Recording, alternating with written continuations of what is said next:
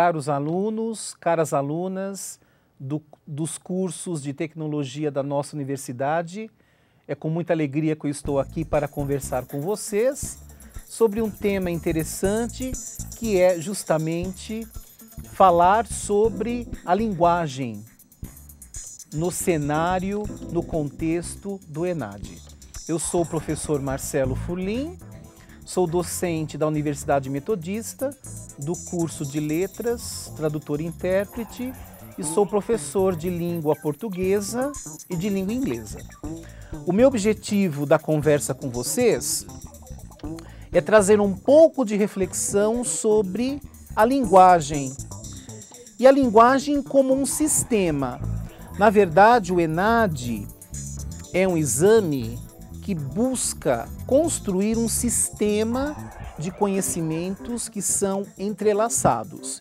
Então, a minha fala aqui nesse sentido será como a linguagem pode ser vista como um sistema e como essa visão pode ajudar o aluno e a aluna ao realizar esse exame.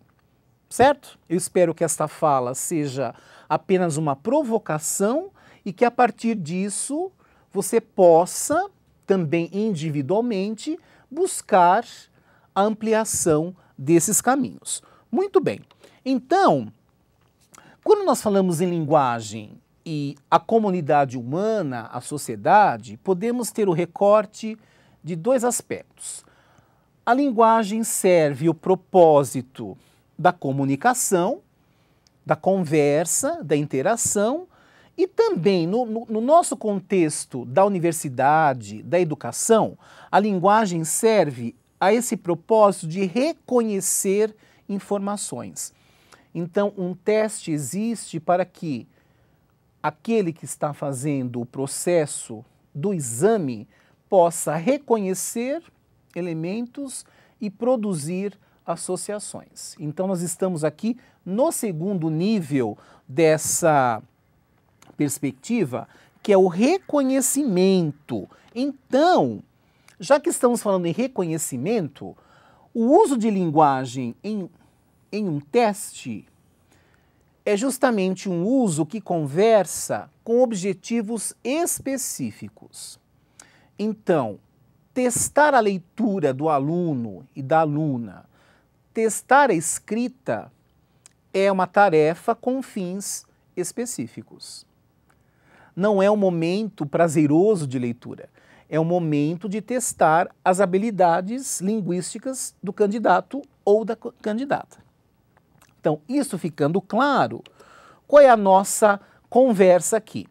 Nós temos que conversar sobre a construção de significados e não pensar apenas na linguagem, na língua portuguesa, como um sistema de prática de estruturas. Então, o nosso olhar não está sobre a linguagem na sua estrutura, mas sim na linguagem no seu sistema. Em outras palavras, estamos falando do texto. Vocês terão um texto e, a partir do texto, a reflexão. Então, quando a leitura acontecer, esse processo de construção de significados assume vida. É esse o processo. Então, o que é leitura?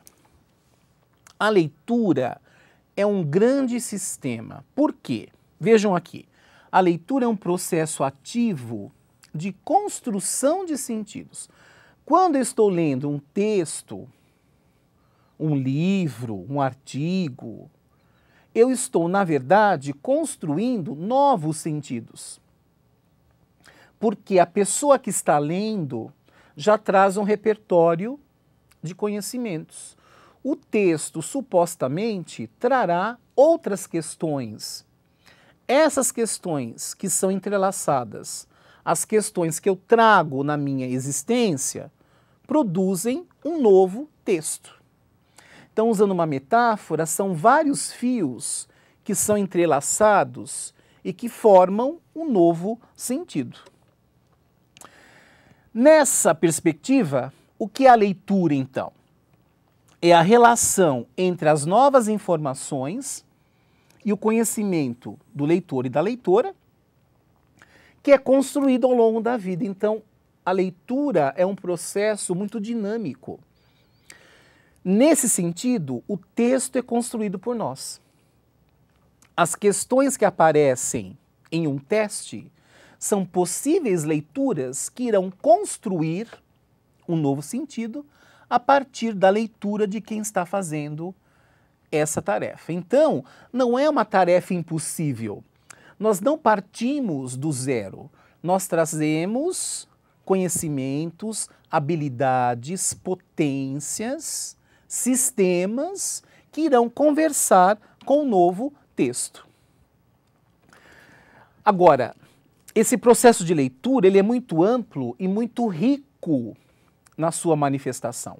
Quando eu falo em leitura, por exemplo, eu penso em vários caminhos. Vejamos aqui. Eu posso pensar na leitura que traz informações gerais, na leitura que pede informações específicas. Esse item é muito importante porque em um exame é isso que acontece. Na leitura eu posso desenhar o contexto a partir de dicas. Por exemplo, o texto fala sobre política no Brasil hoje. O que eu conheço de política naquele viés? E como esse conhecimento que eu trago pode construir o texto? Eu posso, então, antecipar questões do texto. Também a informação não verbal que aparece, por exemplo, nos gráficos, nas tabelas, nas leituras de porcentagens. Então, é uma informação não verbal. E, finalmente, palavras que possam aparecer no texto, palavras novas, por exemplo, cujos significados eu não conheço. Então, eu preciso também, naquele momento, eu não posso usar um dicionário, eu irei, pelo contexto, tentar entender esse significado. Toda essa lista que eu trago aqui pode ser usada no mesmo tempo. Eu posso buscar aquilo que é geral, identificar o que é específico, a partir da minha inferência, da minha previsão, ressaltar a informação específica. Uma palavra pode iluminar essa leitura. Vejam que o processo é muito rico e muito dinâmico. Então, a leitura que nós realizamos, ela traz grandes redes. Eu usei a imagem da leitura como sistema. Um sistema é composto por redes. Quais seriam, então, as redes desse possível sistema? Vejamos aqui. Quando eu faço uma leitura, eu trago alguns conhecimentos, por exemplo, de linguagem. Conhecimentos de texto. Eu sou leitor de textos. Como que essa leitura de textos me ajuda na produção de uma nova leitura? O conhecimento de mundo que eu trago, a minha história, a minha formação e as estratégias de leitura. Vamos pensar um pouquinho sobre cada rede desse conhecimento. Por exemplo, quando eu falo sobre o conhecimento de língua, eu quero dizer que nós trazemos o nosso repertório de vocabulário, a nossa produção de frases e períodos, como eu faço a construção de texto, o estilo. Isso eu já trago. Eu sou alguém que usa a língua portuguesa. Eu produzo textos. Eu faço leituras. Então, eu já tenho um repertório de habilidades. O outro conhecimento que eu já trago é justamente o textual. Como são as relações entre o leitor, a leitora e o texto? De que formas eu consigo interagir com o texto? Que tipo de leitor eu sou? Eu sou um leitor que interage mais diretamente, eu sou um leitor que busca brechas da forma X, Y, Z. Então, como eu trabalho com o texto? Também o conhecimento prévio, como eu já disse, quais são as histórias de vida que eu trago, o que eu já estudei, o que eu já li. As minhas observações precisas ajudam muito na minha constituição de mundo, porque na verdade o mundo sou eu. O meu mundo é aquilo que eu leio do mundo. Isso ajuda muito nesse processo. E as estratégias de leitura que são ensinadas na escola, nos preparatórios de vestibulares, na própria sala de aula do seu curso. Existem estratégias de leitura. Então, quais estratégias eu trago? Quais estratégias servem para mim?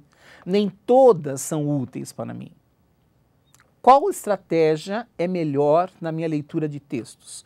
E por que eu uso estratégias? Para o quê? Justamente nutrir o quê?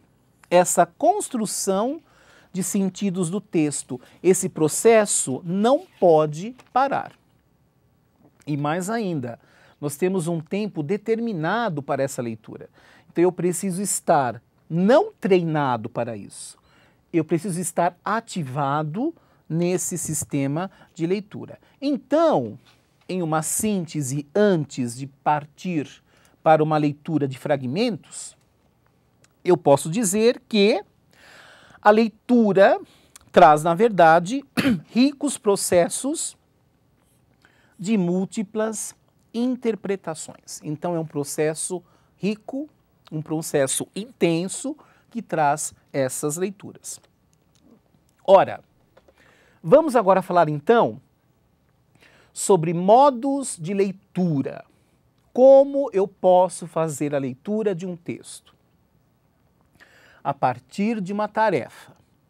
Eu apresento para vocês, tendo em vista o formato de um exame, no caso ENAD, 3 possíveis leituras. Vejamos aqui. A primeira rede de leitura pode ser a compreensão geral do texto, ou seja, eu faço uma leitura introdutória e geral do fragmento, do começo ao fim, para o entendimento geral do texto. 2. A partir da leitura geral, eu posso realizar uma outra leitura, buscando algumas ideias principais do texto. Essa leitura de ideias principais já é motivada pelas questões que aparecem no teste. Algumas pessoas preferem ler primeiro as questões e depois escolher que tipo de leitura. Outras não. Você pode decidir qual é o seu estilo. E, finalmente, a compreensão detalhada. Por exemplo, 10% no gráfico representa o quê? Esta leitura exige uma compreensão detalhada. Para ajudar você nesse processo, eu trouxe uma breve definição de cada processo de leitura. A compreensão geral, como o próprio nome diz, é uma leitura panorâmica de um texto. É o primeiro contato. É uma leitura rápida que busca desenhar esse panorama do texto. A segunda possibilidade é a compreensão das ideias principais. Nesse sentido, o que vai acontecer? O leitor busca os argumentos mais significativos. Atenção, os mais significativos, não todos. Então, essa leitura já faz uma seleção de argumentos que se destacam. A própria leitura permite isso, sem a consideração de detalhes, de particularidades. Por quê? Esses argumentos mais significativos já podem ajudar o candidato ou a candidata na seleção de uma alternativa, por exemplo. Se falamos de uma questão aberta, esses argumentos mais específicos podem alimentar a sua argumentação no processo de escrita. Finalmente, a compreensão detalhada, que é o reconhecimento de aspectos específicos de um texto, informações em detalhe. Por exemplo, uma expressão, uma informação numérica, são possibilidades de compreensão detalhada. Vamos agora fazer uma leitura, então, buscando observar dois fragmentos nessa perspectiva. Eu escolhi dois fragmentos. O primeiro tema é um tema muito trabalhado nos dias de hoje. Vocês sabem que o ENAD apresenta uma sessão de formação geral e os temas de hoje aparecem lá. O tema que está neste trecho é a sustentabilidade. Um conceito que está presente todos os dias, em todos os setores, nas empresas, na educação, nas nossas vidas, em nossas casas, na nossa reciclagem de material, na economia de água, pensando nas gerações futuras e na limitação de reservas naturais. Então esse texto dialoga com uma questão emergente. Vou fazer a leitura do trecho. Enquanto eu leio, eu deixo uma tarefa para você. Qual seria, então, o tema geral desse fragmento? Então acompanhe comigo. A sustentabilidade não é um processo que faz parte das dinâmicas ecológicas da biosfera. De fato, como lembra-nos Maturana, no mundo natural não há nem sustentabilidade nem insustentabilidade. Criamos essa distinção para demarcar certo âmbito de processos que gostaríamos de ver em curso. Dessa forma, por esse pensamento, a sustentabilidade deve ser olhada como uma cultura, que é o nicho gerado pelos seres humanos ao habitar o meio social.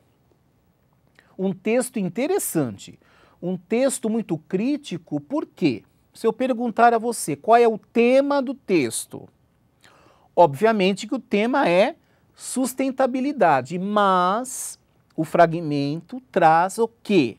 Um olhar crítico. Agora eu vou com você olhar para o fragmento e perceber como as informações começam a ser mais específicas. Veja comigo. O que é sustentabilidade? Não é um processo que faz parte das dinâmicas ecológicas da biosfera. Aqui está o tópico frasal do parágrafo, a primeira parte. Essa primeira informação já é crítica porque justamente isso é o que vem à nossa mente, que a sustentabilidade é um processo que faz parte dos movimentos da biosfera. Não. Veja o que o texto traz, então. Aqui nós teríamos a informação geral. A partir da informação geral, começa o processo dos recortes de informação. Vejamos, na verdade, o que existe no mundo natural não é nem sustentabilidade e nem insustentabilidade. Isso não deveria existir, porque a natureza, ela é perfeita.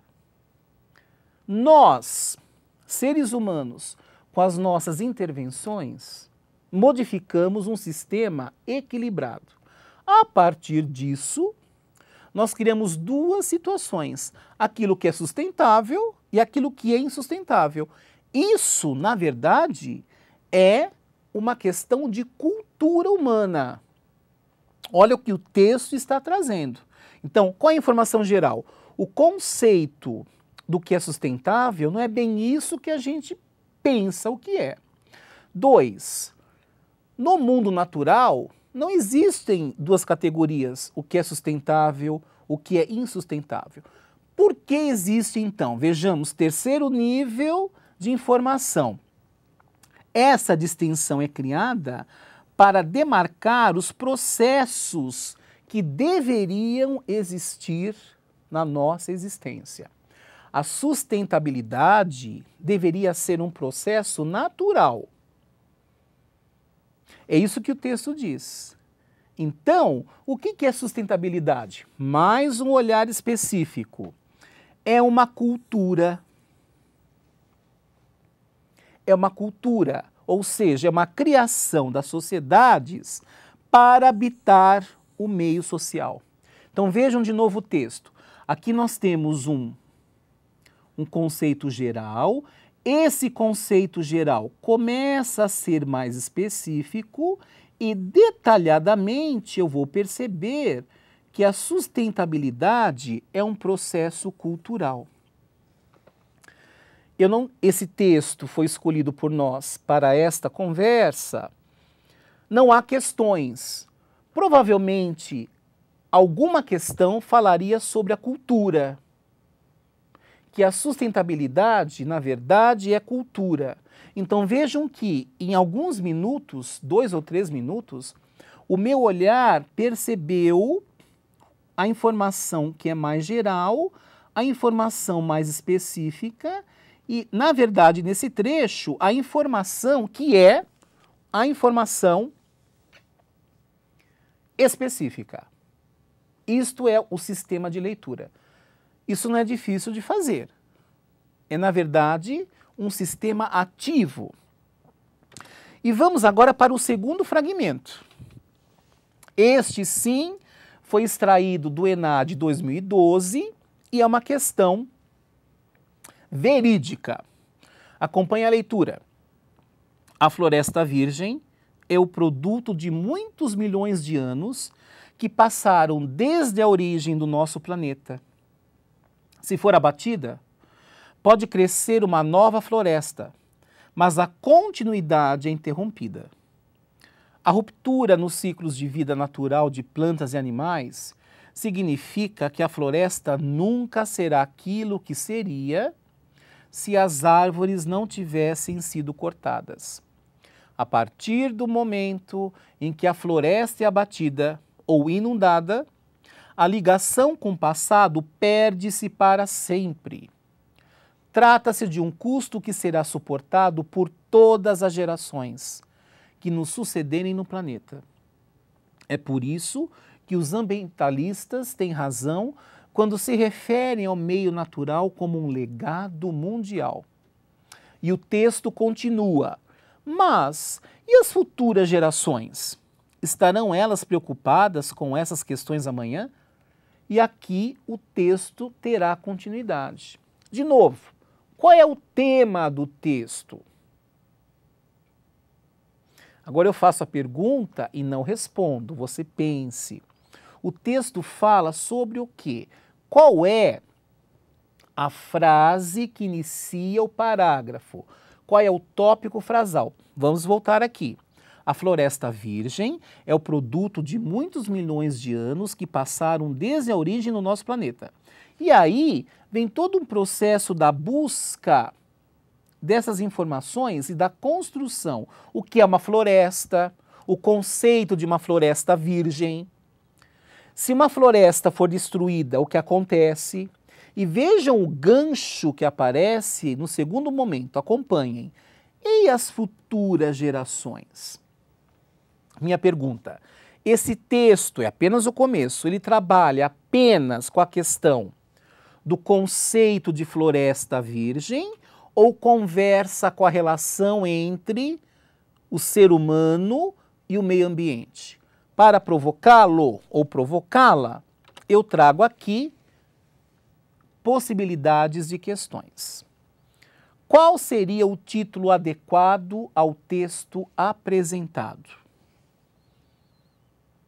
Eu farei a leitura da primeira informação e você acompanha na tela a continuação. Letra A, computador. B, uso de tecnologias pelos jovens. C, preferências atuais de lazer. D, engajamento de crianças e jovens na preservação do legado natural e redução de investimentos no setor de comércio eletrônico. Repito que vocês não têm o texto inteiro, porém, voltem aqui. Nesse movimento do texto que traz uma conceituação de floresta virgem e um marcador discursivo muito forte, a pergunta: e as futuras gerações? Qual seria a resposta correta? Eu acredito que vocês encontraram. É justamente o engajamento de crianças e jovens na preservação disso. Então, esse movimento do texto que eu trouxe desde o início da fala é um sistema, o que você traz de conhecimento, o seu repertório, a sua percepção, tudo isso trabalha com a construção do texto. Em síntese, temos aqui o que conversamos. A linguagem é um sistema, esse sistema traz níveis de conhecimento, níveis de compreensão e devemos então nutrir as leituras do sistema. A conversa foi breve, como eu disse no início, apenas uma provocação. Como tarefa, qual é a minha sugestão? Procure na internet questões de exames passados, veja como os textos são selecionados, como são recortados, percebam como as tarefas dialogam com o texto. Faça sua leitura crítica, busque informação geral, veja como a informação se torna mais específica. Você, leitor, você, leitora, conduz o processo. Então, o exame, o ENAD, ou qualquer exame, qualquer prova, requer o quê? A presença de um leitor ou de uma leitora que consegue acompanhar e dinamizar o movimento do texto, que é um grande sistema. Eu desejo sucesso a você, espero que o seu desempenho nessas provas seja interessante, seja positivo, porque na verdade você é um leitor, você é uma leitora que traz capacidades de linguagem. Um abraço e bons estudos!